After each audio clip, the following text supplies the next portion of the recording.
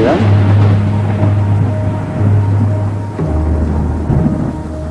আমি ভয় পাচ্ছিলাম যে কেউ আমাকে চিনে ফেলে কিনা, বিশেষ করে তৎকালীন সরকার পক্ষে কেউ আমাকে চিনে ফেলে কিনা।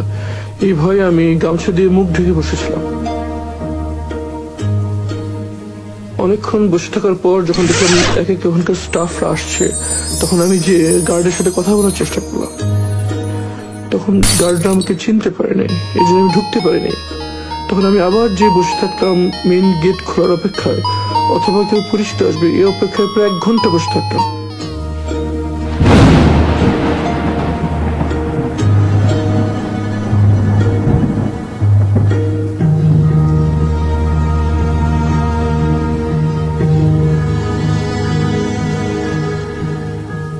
এক ঘন্টার মধ্যে আমি বসে থাকতাম, কিন্তু পরিচিত কাউকেই পেলাম না।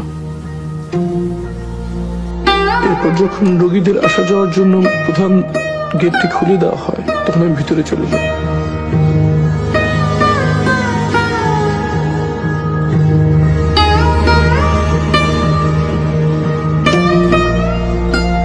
মনের ভিতরে প্রচন্ড আশঙ্কা কাজ করছিল।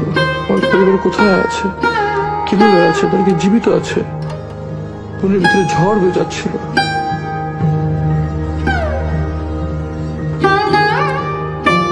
একটু পর ইবনে সিনার পিআর অফিসার আশরাফ সাহেব সেখানে আসেন। উনি আমাকে আমার রুমে নিয়ে যান, যদিও তিনি আমাকে তখন চিনতে পারেন নাই।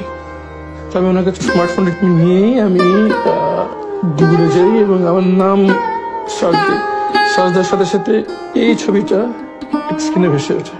তখন আমি ঠিক আমার চেহারা কাছে ভেবে নেই, আমাকে দেখা যায় ওনাকে চিনেন কিনা। তখন সাথে সাথে ভাই আমাকে চিনতে পারে এবং আবেগ আপ্লুত হয়ে পড়ে। কথায় কথায় তার কাছ থেকে আমি প্রথম জানতে পারি যে 5ই আগস্ট শেখ হাসিনা পালিয়ে গিয়েছে।